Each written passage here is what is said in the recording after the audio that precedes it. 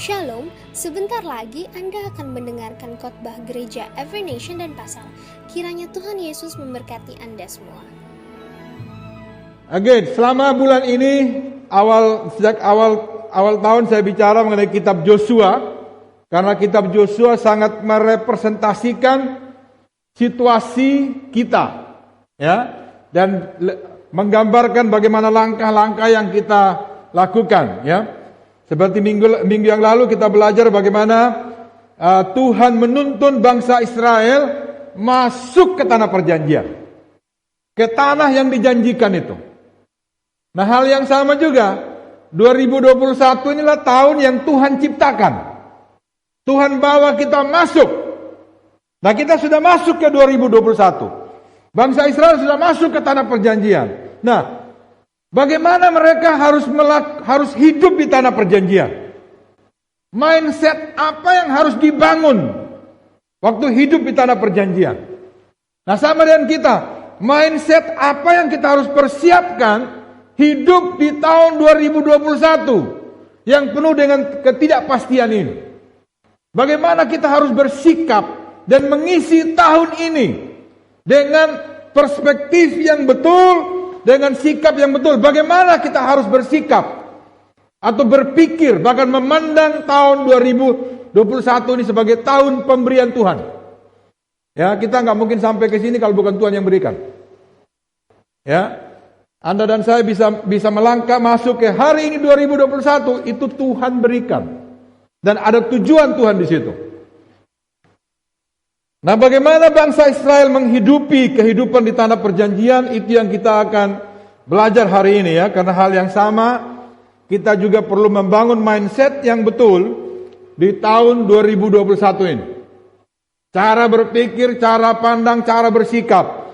Nah, ada hal yang spesifik yang kita akan belajar hari ini, karena itu saya kasih judul firman Tuhan, hidup dalam tujuan Tuhan.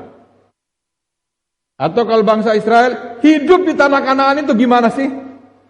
Hidup di tanah yang Tuhan janjikan. Atau bagaimana kita hidup di tahun yang Tuhan berikan ini? Saya sungguh percaya ini tahun pemberian Tuhan. Kita masih bernapas, masih hidup di 2021 hanya karena kemurahan Tuhan. Bangsa Israel dibawa masuk ke dalam tanah Kanaan.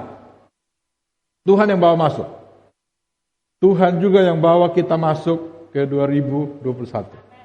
Bukan karena kekuatan kita. Ya, bukan karena kita lebih kudus, lebih mulia, lebih baik. Nah, bagaimana kita mempersiapkan diri itu, ya? Nah, saudara ingat cerita Nabi Elia. Nabi Elia ini tiba di satu waktu, dia disuruh tinggal di tepi sungai Kerit. Ini saya baca cerita ini, saya bersyukur sekali ada iman yang kayak gitu, ya. Dia tinggal di tepi sungai, tiap hari burung gagak bawa daging, mungkin gagaknya beli di Pepito kali, ya, udah di slice gitu, ya, sama roti, setiap hari. Burung gagak yang bawa. Jadi begitu Elia bangun, bawa ada roti, ada daging. Tiap hari begitu. Terus kemudian tiba waktunya Tuhan bilang, kamu pergi sekarang ke Sarfat. Nanti ada seorang janda yang akan memberikan kamu makanan. Ini imannya dia sudah luar biasa, tinggal di tepi sungai Kerit dan dikirimi makanan oleh burung. Iman berikutnya, dia harus move, pindah ke tempat yang lain, dan ada seorang janda yang akan memberikan dia makan.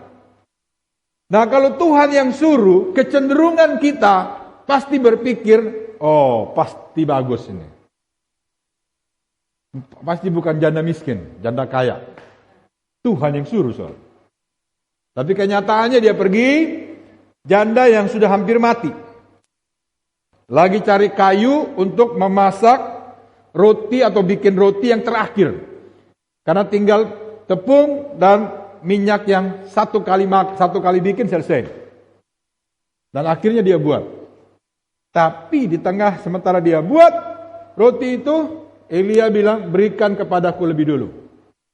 Itu berbicara apa? Berikan kepada Tuhan lebih dulu, baru buat kamu. Nah, ini perintah yang tidak masuk akal gitu loh.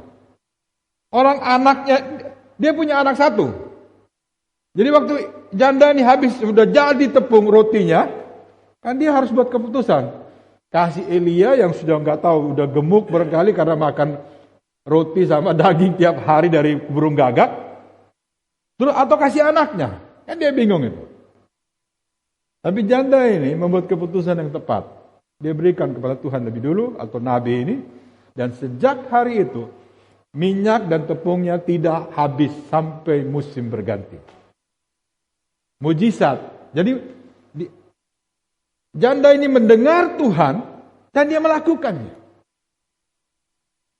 Jadi imannya Elia yang begitu hebat, tapi ditiru oleh perempuan janda ini melakukan apa yang Tuhan perintahkan. Nah, cerita berikut adalah Yusuf. Yusuf ini seorang anak yang dibuang ke dalam sumur oleh saudara-saudaranya. Kemudian dijual, jadi budak. Habis jadi budak difitnah masuk penjara. Tapi ujung-ujungnya dia menjadi perdana menteri. Kemudian saudaranya yang buang dia datang mengunjungi dia untuk membeli makanan. Mereka tidak tahu bahwa itu saudaranya. Tapi akhirnya waktu Yusuf terbuka, mereka minta ampun, nangis-nangis semua. Nah, apa kesimpulannya Yusuf? Setelah dia melewati semua itu, dia bikin kesimpulannya. Kejadian 45 ayat ke-5. Tetapi sekarang janganlah bersusah hati dan janganlah menyesali diri karena kamu menjual aku ke sini. Sebab untuk memelihara kehidupanlah Allah menyuruh aku mendahului kamu. Saya curiga Yusuf itu tidak bisa buat kesimpulan kayak gini waktu masih di penjara. Waktu baru dibuang dalam sumur. Dia tidak bisa melihat seperti ini. Tapi setelah dia bisa memberi makan saudara-saudaranya, dapat kewahyuan dia. Nah, kadang hal yang sama mungkin kita alami. Waktu peristiwa yang buruk terjadi, kita tidak punya kesimpulannya. Karena itu jangan cepat-cepat memberi nama masalah yang Anda hadapi. Di rumah tangga saudara, di kantor saudara, mungkin di kantormu agak gimana gitu, suasananya segala macam. Siapa tahu Tuhan mengirim Anda ke sana untuk memperbaiki kantor itu. Atau saudara mungkin di training untuk going to another level. Jangan cepat memberi nama waktu ada masalah. Termasuk dalam pernikahan saudara, dalam keuangan saudara, dalam hubungan Anda dengan orang lain. Mungkin orang yang saudara anggap, siapa sih dia? Jangan cepat memberi nama situasi itu. Mungkin suatu waktu Anda memerlukan orang itu. Saya lewati banyak hal seperti itu. Ya. Jadi saya jaga betul pikiran sekarang untuk menghargai setiap orang yang saya bertemu. Karena who knows, dia adalah malaikat Tuhan buat saya. Ya. Mungkin dia menyakiti kita bahkan, mungkin dia meremehkan kita. Jangan cepat memberi nama. Biar kita sama-sama tiba di kesimpulan. Ya, untuk memberi makan sebuah bangsa, Allah menyuruh aku. Tapi kan kita yang buang kamu. Ya, itulah cara Tuhan bawa saya ke sini. Gitulah maksudnya. Ya. Nah, kalau kita bisa berbicara begitu seperti Yusuf, nah itu keren itu. Kita lihat teks firman Tuhan. Apa sih sebenarnya yang terjadi? Yang Tuhan mau ajarkan kepada bangsa Israel. Begitu mereka melangkah masuk ke tanah perjanjian. Mereka sudah di tanah perjanjian. Tuhan sudah menepati janjinya membawa mereka masuk. Yaitu di Yosua 5 ayat 1-12. Saya nggak baca semua. Saya baca beberapa ayat saja ya. Yaitu di Yosua 5 ayat 1 dan 2. Ketika semua raja orang Amori di sebelah barat sungai Yordan. Jadi mereka di tanah Kanaan ini ya. mendengar bahwa Tuhan telah mengeringkan air sungai Yordan di depan orang Israel, sampai mereka dapat menyeberang, tawarlah hati mereka dan hilanglah semangat untuk menghadapi orang Israel. Jadi mereka lihat Tuhan bekerja, ketakutan. Ya, sesuai dengan penutup di pasal 4. Tuhan bilang supaya semua bangsa tahu betapa hebatnya Allah kita. Ya, kemudian di ayat kedua dikatakan, pada waktu itu berfirmanlah Tuhan kepada Joshua. Saya suka bagian ini. Tuhan selalu berfirman. Itulah Tuhan kita yang hidup itu. Buatlah pisau dari batu dan sunatlah lagi orang Israel itu untuk kedua kalinya. Kemudian singkat cerita, setelah disunat, ayat 9. Dan berfirmanlah Tuhan kepada Joshua, hari ini telah kuhapuskan celah Mesir di antara kamu, daripadamu. Itulah sebabnya nama ini disebut Gilgal sampai sekarang. Ayat 10. Sementara berkemah di Gilgal, orang Israel itu merayakan Paskah pada hari yang ke-14 bulan itu, pada waktu petang di dataran Yeriko. Lalu pada hari sesudah Paskah mereka makan hasil negeri itu, yakni roti yang tidak beragi dan bertih gandum pada hari itu juga. Ayat 12, lalu berhentilah mana itu roti yang turun tiap hari ya. Jadi di surga ada pabrik roti. Ya. Rotinya turun dari surga tiap hari itu ya. Pada keesokan harinya setelah mereka makan hasil negeri itu. Jadi orang Israel tidak beroleh mana lagi. Tapi dalam tahun itu juga mereka makan yang dihasilkan tanah Kanaan. Jadi setelah mereka menyeberangi sungai Yordan, memasuki wilayah Kanaan, ya, itulah tanah perjanjian. Jadi ibarat kita ini dibawa masuk ke tanah perjanjian, dibawa masuk ke tahun 2021. Itu Tuhan juga yang buat. Ya, jadi saya bilang konteks ini tuh mirip dengan keadaan kita sekarang. Nah, tapi bagaimana bangsa itu harus hidup di tanah perjanjian itu? Atau bagaimana kita pun harus hidup di tahun 2021 yang Tuhan kasih? Bagaimana mindset kita harus dibangun? Nah, itu yang kita akan lihat dari ayat cerita ini, apa sebenarnya yang Tuhan mau kita pegang? Apa yang Tuhan mau kita hidupi? Seperti yang bangsa Israel alami ini. Sangat profetik cerita ini. Karena itu saya percaya Roh Kudus memberi satu pesan. Ada 3 hal penting yang saya sebut dengan 3M supaya gampang aja kita ingat. Hidup di tanah perjanjian atau hidup di tahun 2021. Yang pertama, mendengar firman Tuhan atau mendengar Tuhan berfirman. Kita harus training begitu rupa supaya pendengaran kita bisa mendengar suara Tuhan. Suara istri saya kenal betul. Biar di tengah keramaian kalau Bu Lince punya suara, saya bilang, wah itu dia. Kenapa? Tiap hari saya dengar suaranya. Jadi Anda dan saya ini, kalau mau survive di tahun 2021, hal yang sama. Belajar mendengar Tuhan berfirman. Karena kelihatan sekali cara Tuhan tuntun itu loh. Habis dibawa masuk, udah selesai. Dia gak berhenti. Tapi dia berfirman, begini loh, kamu harus hidup. Sama hal, dia bawa kita ke tahun 2021, dia nggak biarkan, survive. Nah, berfirmanlah Tuhan kepada Anda dan saya. Hal yang sama. Jadi mereka masuk tanah perjanjian, mereka butuh firman Tuhan. Seperti kita membutuhkan firman Tuhan di tahun 2021 ini. Di ayat kelima, di ayat pertama. Jadi, semua raja itu ketakutan mendengar apa yang Tuhan kerjakan di bangsa Israel. Sungai Yordan yang lebarnya 1 kilo kering untuk mereka lewati. Jadi kayak tiba-tiba lagi stop bendungannya. Jadi seperti begini aja airnya, terus kering di sini mereka lewati. Sampai mereka tawar hatinya, semangatnya hilang. Jadi musuh ketakutan, tawar hati. harusnya kan mereka berpesta. Wah, kita menang sudah ini. Tapi Tuhan langsung berfirman. Berfirmanlah Tuhan kepada Joshua. Asikin. Begitu ada vaksin, hei, haleluya. Jangan begitu. Dengar apa kata Tuhan. Oh, kerja kembali. Dengar apa kata Tuhan. Oh, gajinya kembali 100%. Dengar apa kata Tuhan. Oh, gaji dipotong lagi. Dengar apa kata Tuhan.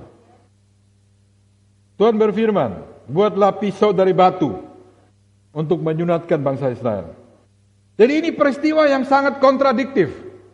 Musuh sudah ketakutan, harusnya mereka hajar atau berpesta, tapi Tuhan suruh yang lain. Namun apa yang firman Tuhan datang, sepertinya Tuhan tidak peduli dengan mereka punya kemenangan saat itu gitu. Tuhan lebih fokus. Mereka benar hidupnya. Tuhan lebih fokus bangsa Israel itu hidup benar di hadapan Tuhan. Itu konteksnya. Karena di padang gurun mereka belum disunat. Nah kalau dalam perjanjian baru, kalau sekarang apa hubungannya mereka disunat sama kita sekarang? Sunat itu yang dimaksud sunat sekarang. Itu sunat hati. Ya. Itu sama dengan baptisan. Jadi kalau Anda belum dibaptis, ini waktunya untuk dibaptis. Sebagai persiapan masuk ke 2021 ini. Jadi ini waktu pemisahan manusia lama dengan manusia baru.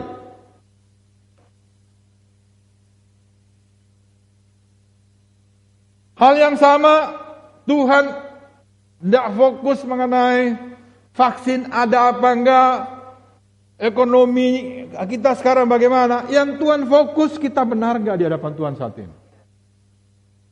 Karena itu lebih penting. Karena tangan Tuhan enggak terlalu pendek buat menolong kita. Tapi fokus Tuhan, kita tetap benar di hadapan Dia. Cara berpikir kita, cara hidup kita. Tidak penting situasi yang lain. Karena Tuhan gampang atau sanggup merubah keadaan jadi apapun. Tapi yang Dia fokus utama, apakah kita benar di hadapan Dia. Dan kadang firman Tuhan itu enggak lasim. Enggak seperti biasanya. Lihat aja Elia. Udah enak-enak di tepi sungai Kerit. Datang makanan tiap hari, suruh pindah. Ke tempat yang janda miskin lagi.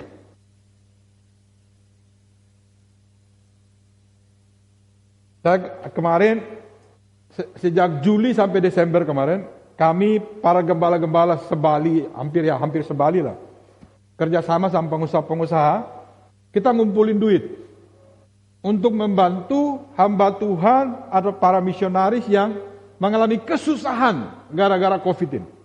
Setiap bulan kita invest, kumpulin. Jadi kita sedang ada kalau nggak salah bantu ada 40 sampai 50 misionaris dan hamba Tuhan. Itu dikirimi uang setiap bulan. Nah, waktu Desember kemarin, wah ini kayaknya sudah cukup 6 bulan. Tapi ternyata kan makin sulit. Jadi ada ide-ide, kita perpanjang sampai bulan Juni lagi. Sebagian besar setuju perpanjang, tapi begitu perpanjang banyak yang sudah mulai mengurangi. Misalnya kemarin kasihnya 500, sekarang kasih 300 gitu. Biasa 1 juta mulai dikurangi. Saya pun terdorong untuk mengurangi komitmen saya. Waktu saya mau mengurangi, saya diam sebentar. Tuhan, gimana Tuhan? Tuhan bilang enggak boleh dikurangi. Artinya begini, keadaan apapun belajar mendengar Tuhan. Biarkan Tuhan berfirman. Baik keadaan tidak baik atau baik, biar Tuhan berfirman kepada kita. Mendengar Tuhan. Jadi saya tidak mengurangi komitmen saya. Kenapa? Saya mendengar Tuhan bilang, lanjutkan. Sekalipun saya punya keputusan. Jadi di tahun 2021 ini, apa firman Tuhan buat kita? Seperti bangsa Israel disuruh sunat. Kita mungkin dibaptis. Atau mungkin Tuhan suruh kita mengampuni orang yang bersalah sama kita. Atau mungkin Tuhan suruh perbaiki hubungan kita sama orang lain. Atau mungkin Tuhan bilang, pisahkan sunat hatimu. Mungkin engkau tidak setia selama ini. Mungkin suka main tipu-tipu gitu. Ya, suka main ngerjain orang. Pisahkan dirimu hari ini. Sunat hatimu hari ini. Kalau suka backstreet mungkin ini waktunya untuk hidup lebih benar. Lebih kudus. Mungkin ada rahasia yang hanya Anda yang tahu. Dan itu dosa. Ini waktunya untuk terbuka sama orang yang Anda percaya. Untuk Anda sembuh. Baik yang sudah menikah, yang belum menikah, anak-anak muda, apa aja yang Anda sembunyikan. Ini waktu pemisahan. Ini waktu pengudusan. Ini waktu penyunatan. Pisahkan dirimu, sunat hati kita. Hal-hal yang gak beres itu. Baik di tempat pekerjaan, baik di pelayanan, baik di rumah kita, baik di pernikahan kita, atau hubungan kita sama orang tua. Kita selalu bohong-bohong barangkali. Ini waktunya berhenti.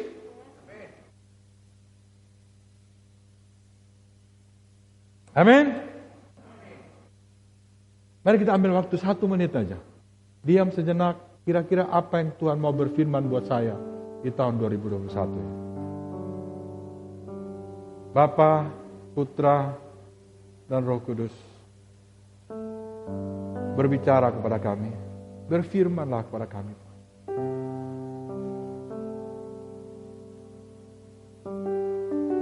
Biar ada penyunatan hati kami.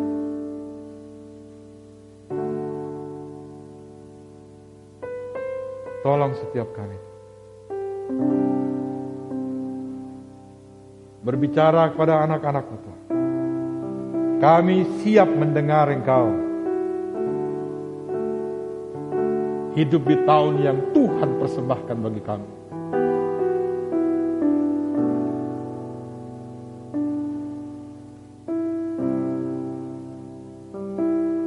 Yes Tuhan. Kami percaya Engkau berbicara kepada kami. Engkau menaruh sesuatu yang tersembunyi dalam diri kami.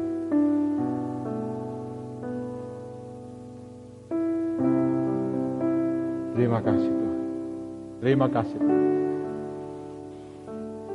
Amin. Saya percaya Tuhan berbicara kepada Anda. Kemarin pas awal tahun ya, tanggal 1 atau tanggal 2, istri saya tanya sama saya, Dedun, Tuhan ngomong apa tahun ini? Saya bilang, saya belum dengar. Tuhan belum ngomong. Panik dia. Dia mulai berbahasa roh kiri kanan, dia mulai doain saya. Mungkin saya lagi tidur, dia tumpangin tangan, saya nggak tahu juga. Supaya dengar suara Tuhan. Dia panik gitu, karena suaminya nggak dengar suara Tuhan. Ya, tapi saya tahu Tuhan pasti bicara. Ya. Dan istri saya terus, sampai berkali-kali dia tanya. Sampai saya lagi tidur pun saya rasa ada yang doain saya. Tapi ya bagus, istri kayak begitu bagus gitu. Make sure suami saudara dengar suara Tuhan. Make sure sebagai pemimpin di rumah tangga atau dimanapun Anda mendengar suara Tuhan. Saya tahu Tuhan pasti bicara. Dan kadang-kadang Tuhan bicara itu masih terselubung gitu. Ya kita harus terjemahkan, kita harus mencari terus, mengejar. Ya, istri-istri, push suami saudara untuk mendengar suara Tuhan. Tapi jangan dikuliahin dia. Saya percaya Tuhan pasti bicara sama. Sudah dengar belum? Sudah dengar? Awas kamu, jangan digituin. Ya, Tuhan pasti bicara. No worry, ya. Oke. Itu pertama, mereka hidup di mana, di tanah perjanjian atau buat kita di tahun ini. Pesan Tuhan, mendengar Tuhan berfirman. Penting sekali. Karena kita belum pernah lewati tahun seperti ini. Yang kedua, habis dengar, mentaati firman Tuhan itu. Ya, jadi waktu Tuhan suruh Joshua sunat bangsa Israel ini, langsung hari itu juga Jadi setelah mereka disunat, berfirmanlah Tuhan. Jadi waktu Tuhan berfirman, dilakukan, Tuhan bicara lagi gitu loh. Dia nggak biarin kita bengong gitu. Habis dia berfirman, Joshua taati, ada firmannya lagi. Sometimes mungkin kita mendengar firman dan kita tidak ngerti, tapi kita perlu taat. Begitu kita lakukan, Tuhan pasti berfirman lagi. Itulah Tuhan. Ini yang dia lakukan bagi bangsa Israel. Setelah mereka disunat, berfirmanlah Tuhan pada Joshua, ayat 9. Hari ini telah kuhapuskan celah Mesir daripadamu. Itu sebabnya nama ini disebut dengan Gilgal sampai sekarang. Sementara berkemah di Gilgal, orang Israel itu merayakan Paskah. Jadi mereka habis disunat, mereka merayakan Paskah. Habis dibaptis, perjamuan kudus. Mengingat perbuatan Tuhan yang baik, yang Tuhan sudah lakukan. Dan mereka makan roti yang tidak beragi hari itu juga. Bapak Ibu Saudara, mereka ini di posisi kemenangan sebetulnya. Karena raja-raja Kanaan sudah takut sama mereka. Jadi harusnya mereka berpesta. Tapi disuruh sunat. Saudara tahu, bahaya itu. Karena waktu mereka setelah disunat, semua tinggal di kemah kesakitan. Itu musuh bisa datang, hajar, habis semua. Dan ini pernah terjadi, kisah ini. Di kejadian itu ya. Kejadian 40-an kalau nggak salah. Jadi anaknya Yakub salah satu lahir dari Lea, namanya Dina. Nah, satu kali orang Hesim kali dari kerajaan, jadi anak raja itu lihat Dina ini kok cantik banget gitu loh. Ditangkap, diperkosa sama dia. Habis diperkosa, Dina pulang. Lapor sama keluarganya. Tapi karena kakaknya nggak ada, jadi cuma Yakub yang tahu. Yakub diam-diam aja. Begitu kakaknya datang, mereka marah, tapi mereka tidak tunjukkan. Sementara mereka ngumpul, datang rajanya ini sama anak yang perkosa ini. Bilang begini sama keluarganya Yakub. Kami minta maaf dan anak kami sungguh tertarik sama Dina. Jadi bisa nggak? Kita lamar aja Dinanya, biar jadi istrinya. Kan tempat kita juga luas, Kanaan ini luas, kami bisa tinggal di sini. Dan semua, pokoknya kita bersaudara lah gitu, tinggal sama-sama, nikmati sama-sama. Diam sejenak, Ruben bersama saudaranya bilang begini. Oh oke. Tapi terus terang kita nggak bisa menyerahkan anak perempuan kita kepada laki-laki yang satu kerajaan ini tidak bersunat. Jadi kalau kamu mau betul sama anak kami, sunatkan dulu semua. Senang mereka. Pulang ke kerajaannya, dikumandangkanlah, kita sunat semua. Supaya kita bisa tinggal bersama-sama dengan keluarganya Yakub. Supaya ini bisa menikah dengan Dina juga. Sunatlah semua. Kesakitan kan? Datanglah Ruben bersama saudara-saudara, hajar, bunuh semua itu orang di situ. Dan Joshua tahu cerita ini. Pasti tahu. Jadi, tapi mereka sedang masuk tanah Kanaan, sekalipun musuh sudah ketakutan, Tuhan perintahkan sunat kamu. Kesakitan mereka di dalam kemah. Jadi musuh tahu mereka lagi disunat, bisa datang bunuh semua. Tapi Yosua belajar bersandar kepada firman Tuhan. Bersandar pada kebenaran Tuhan. Bergantung penuh kepada apa yang Tuhan katakan. Sekalipun ada resiko, sekalipun ada pola masa lalu mungkin yang berbahaya, tapi kalau Tuhan berfirman, kita nggak punya pilihan lain harusnya. Yosua tahu betul kisah itu. Dan kadang-kadang perintah Tuhan itu tidak populer atau tidak semua orang bisa paham, tapi Anda perlu tahu betul bahwa Tuhan berbicara pada Anda. Tuhan berfirman. Dan Anda perlu lakukan. Dan Ini menunjukkan bahwa bangsa Israel bergantung penuh pada perintah Tuhan. Mungkin saudara mulai baru masuk kerja di tahun yang sulit ini ya. Terus gak dikasih waktu untuk beribadah. Saudara perlu bertanya atau perlu meminta. Saudara bisa beribadah. Anda perlu belajar mendengar suara Tuhan. Saya tidak bilang Anda berhenti kerja, jangan berhenti kerja. Tapi Anda perlu mengajukan permohonan dengan doa saudara kepada Tuhan. Tuhan sanggup berbicara kepada orang-orang, siapapun itu. Dan dia bisa berikan kemurahan. Ya, jadi kembali, Tuhan perintahkan sunat itu berbicara mengenai pemisahan. Dan Tuhan bilang setelah mereka disunat, celah Mesir dihapuskan. Apa itu celah Mesir? Celah Mesir itu dipermalukan. Aib. Mereka dijajah oleh bangsa Mesir. Mereka diajar untuk menyembah berhala. Itu aib. Dan Gilgal berbicara mengenai lingkaran. Jadi bangsa Israel itu 40 tahun di masalah yang sama terus. Dosa yang sama terus. Masalah yang sama tidak habis-habis, muter di situ. Itu celah Mesir. Saya nggak tahu, Anda ada nggak masalah yang tidak habis-habis di situ aja putar-putarnya. Barangkali itu Anda perlu dibaptis, perlu dipisahkan, perlu disunat dari hidup yang lama biar masuk pada hidup yang baru. Ini yang terjadi bangsa Israel. Jadi perputaran mereka itu diputuskan sama Tuhan. Mereka yang jatuh bangun diputuskan sama Tuhan. Anda yang hari ini semangat, besok betes. Ini semangat, mungkin itu perlu disunat. Bagaimana kita bisa membawa orang belum percaya datang kepada Tuhan kalau kita jatuh bangun aku, udah habis-habis.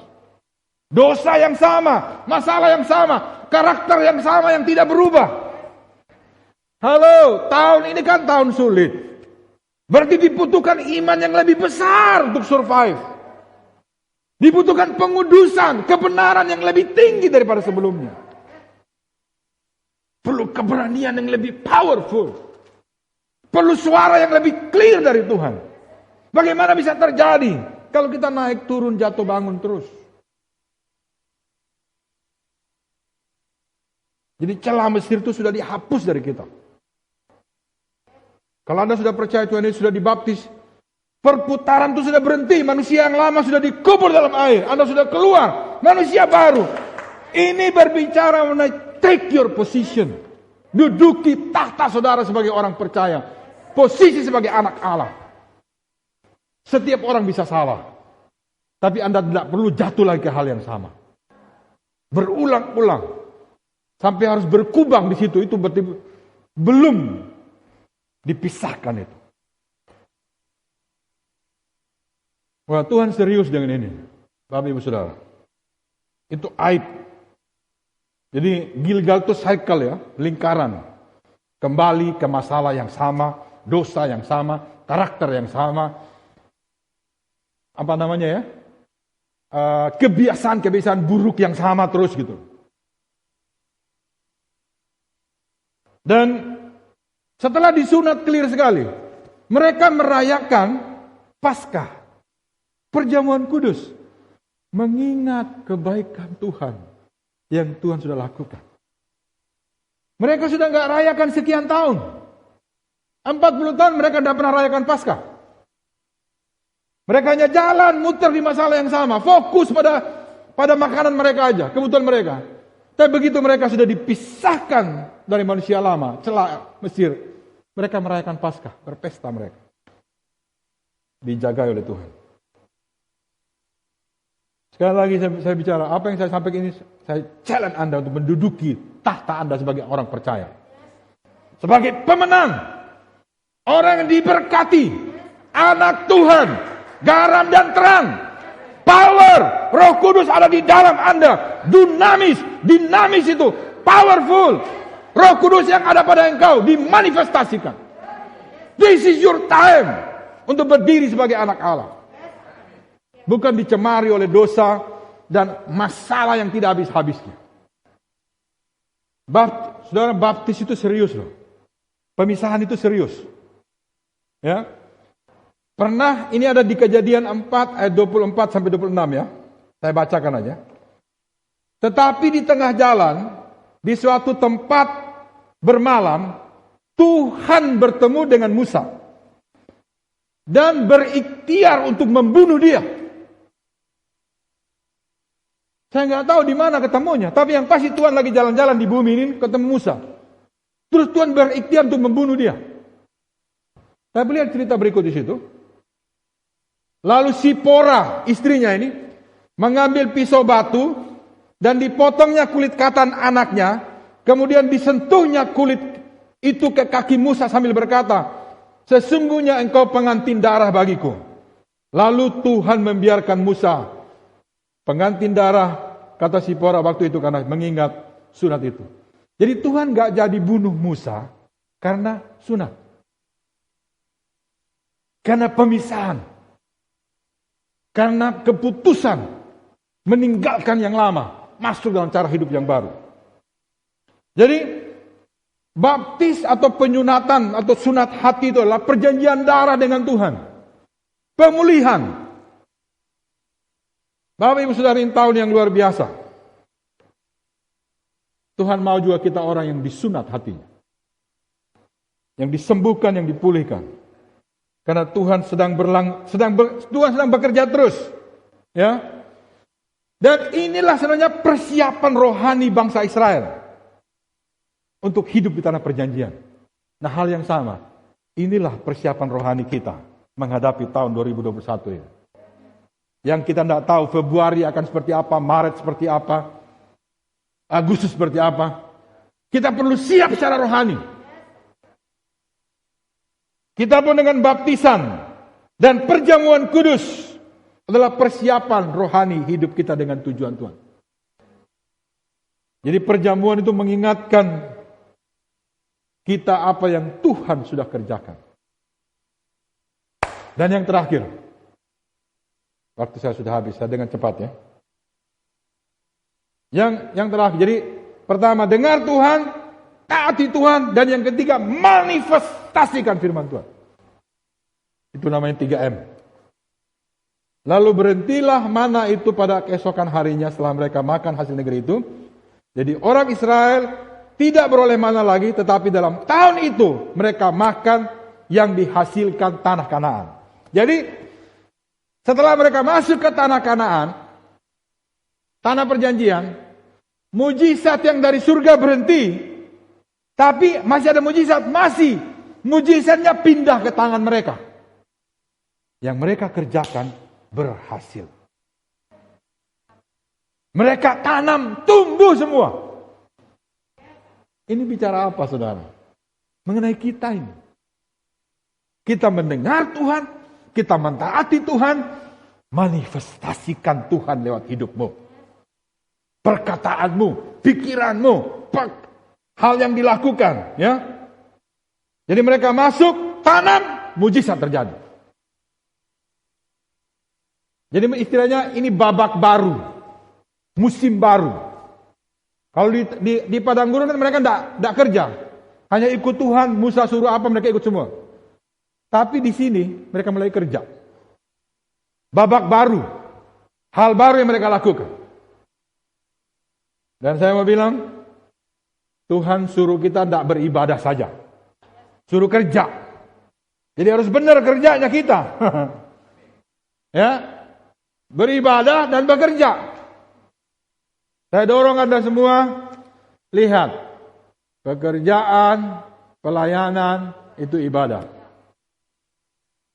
Kalau saudara bilang, aduh melayani lagi, kerja lagi, beban berat.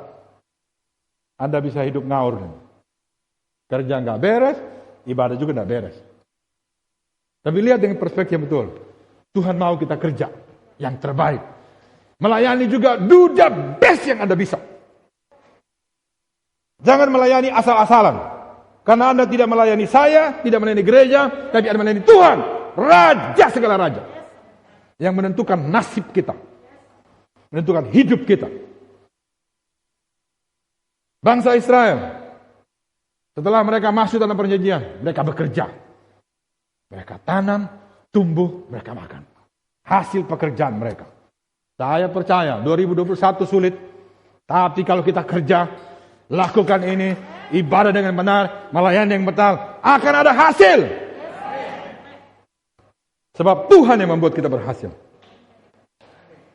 Tidak ada lagi roti dari surga, tapi yang ada secara alami, lewat tangan Anda dan saya, lewat hidup kita. Kemarin saya tanam bunga, bunga sudah mau mati. Gimana nih, saya bilang. Terus Bu Lince bilang, coba ganti tanahnya. Saya cabut, saya buang tanah, saya ganti tanah yang baru. Gak perlu mujizat yang dari surga, dari tangan saya. Tumbuh itu bunga. Ada seorang anak muda terjebak masturbasi. Tidak bisa berhenti. Setiap jam 6 pasti dia masturbasi. Perlu mujizat? Ya. Tapi enggak terlalu mujizat yang bagaimana sampai mimpi Tuhan datang itu enggak perlu segitu. Cukup dengan rubah cara berpikirnya. Coba berhenti pikir yang jorok-jorok. Pikir yang kudus, yang mulia. Karena bagaimana kita berpikir, begitulah kita. Dirubah cara berpikirnya, diisi dengan hal yang benar. Jadi benar kok anak. Gak perlu mujizat Tuhan datang terus pingsan, terus bangun lagi, pingsan lagi, gak perlu begitu. Sekali ada orang yang lagi banjir ya. Terus akhirnya ibu ini naik ke genteng karena banjir. Terus Basarnas datang, mau tolong dia. Ayo Bu. Tidak mau dia. Saya lagi menunggu pertolongan dari Tuhan. Terus Basarnas bilang, iya ini kami, ini Tuhan kirim. Tidak, saya sudah berdoa tadi. Saya tunggu Tuhan menolong saya.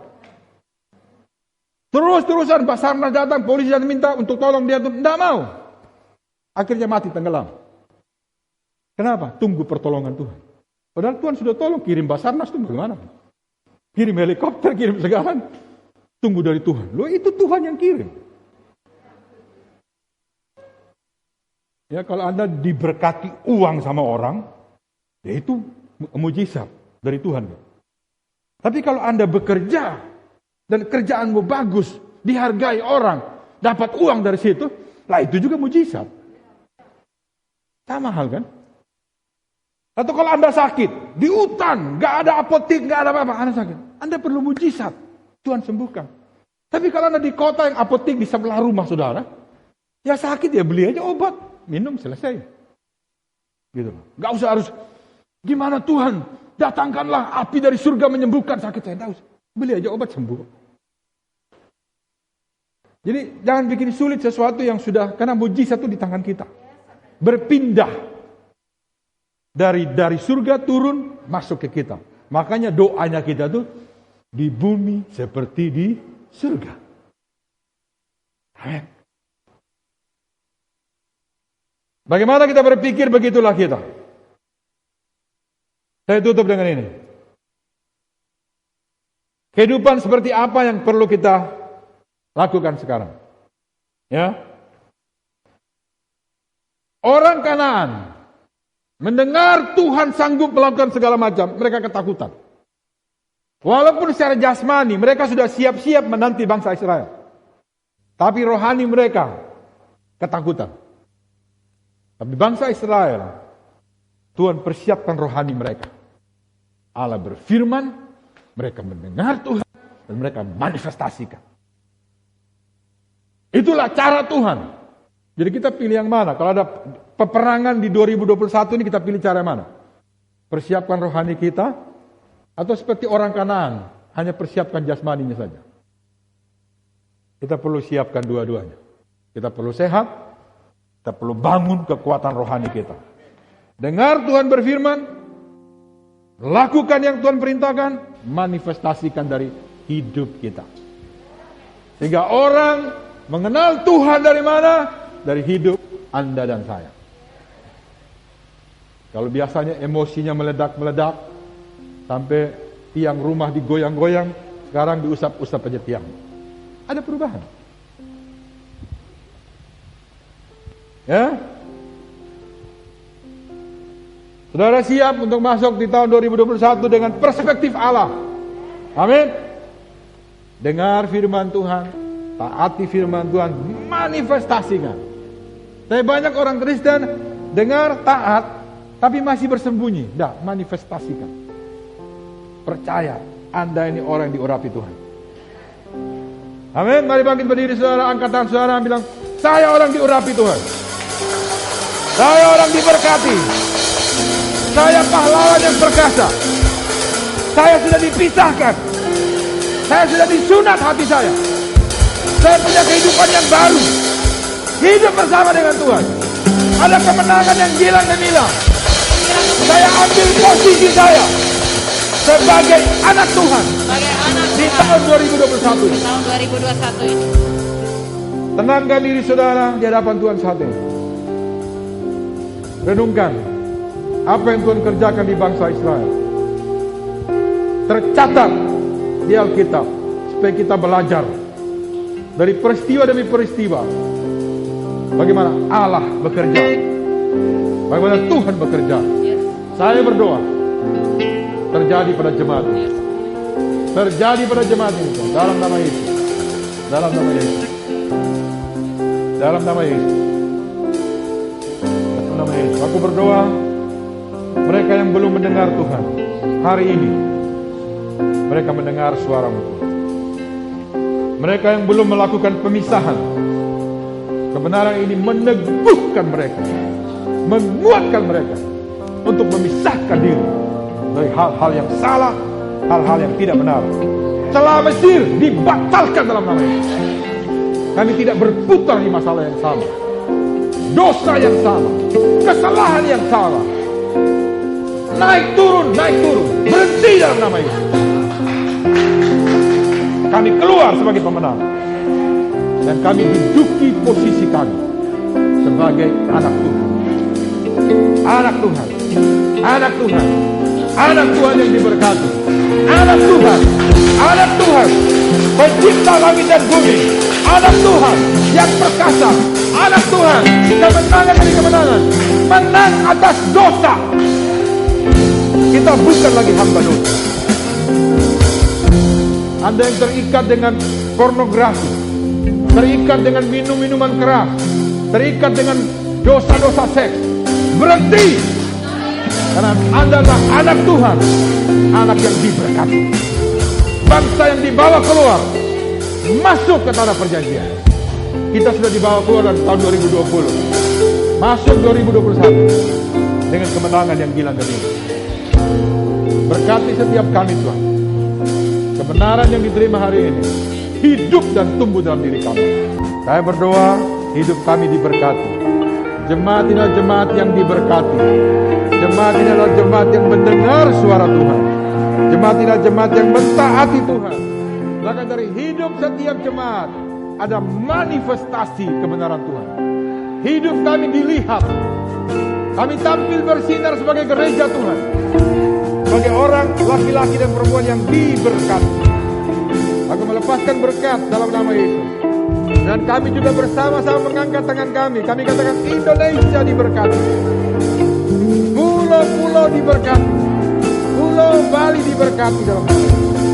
Bahkan sepakat kami katakan dalam nama Yesus, semua aktivitas dari virus COVID ini berhenti dalam nama Yesus. Berhenti dalam nama Yesus.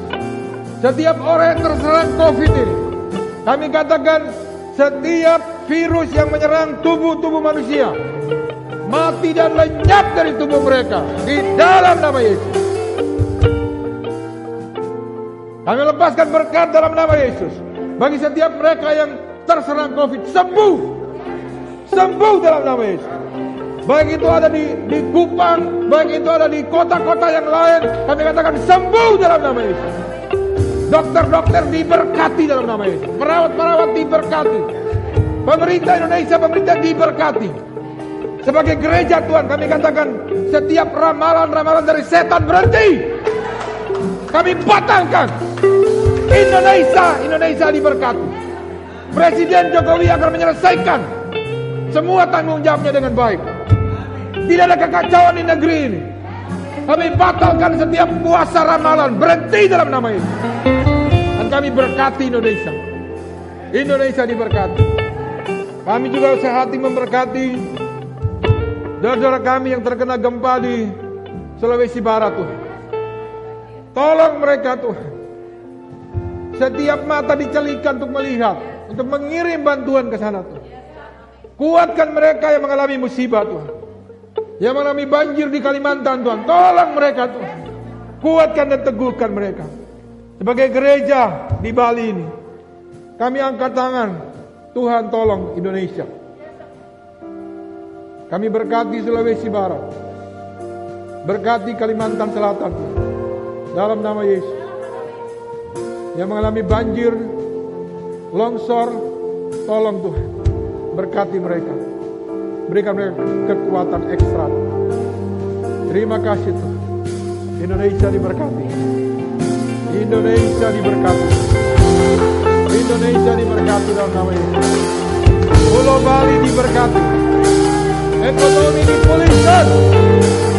Ekonomi dipulihkan. Ekonomi dipulihkan. Menteri Keuangan diberkati. Hikmat Tuhan turun atas dia. Bahkan setiap kebijakannya adalah datang dari Engkau. Terima kasih. Terima kasih. Hotel-hotel di Bali diberkati. Para GM diberkati. Para pemimpin-pemimpin perusahaan diberkati. Para owner-owner diberkati. Mereka kuat dan percaya Tuhan sanggup memulihkan. Mari lihat ke depan semuanya. Diberkatilah engkau. Engkau anak Tuhan, engkau anak yang diberkati. Engkau diberkati. Engkau mendengar suara Tuhan. Engkau mentaati firman Tuhan. Hidupmu adalah manifestasi Tuhan. Diberkatilah engkau. Pulanglah dengan damai sejahtera. Sebab Tuhan memberkati engkau. Pekerjaanmu diberkati. Keluargamu diberkati. Keuanganmu diberkati. Engkau tidak kekurangan satu pun yang baik. Saya berdoa perlindungan Tuhan yang sempurna. Engkau sehat dan baik-baik. Virus bakteri lenyap dari hidup. Darah Yesus sebagai sil perlindungan. Pulanglah dengan damai sejahtera. Sebab Tuhan mengarahkan wajahnya kepadamu, memberi engkau sukacita dari sekarang ini sampai selama-lamanya. Dalam nama Yesus kita percaya, katakan amin. Tuhan memberkati. Silakan duduk Bapak Saudara. Asyir akan membantu bagaimana keluarnya. Tetap jaga protokol 5M.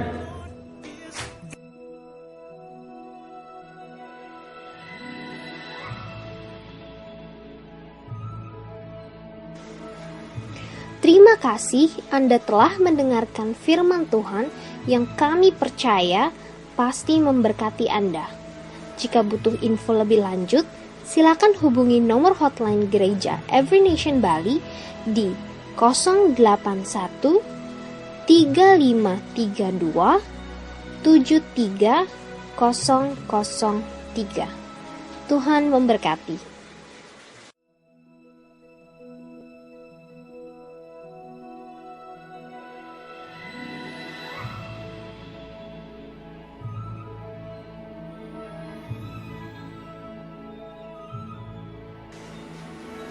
Terima kasih Anda telah mendengarkan firman Tuhan yang kami percaya pasti memberkati Anda.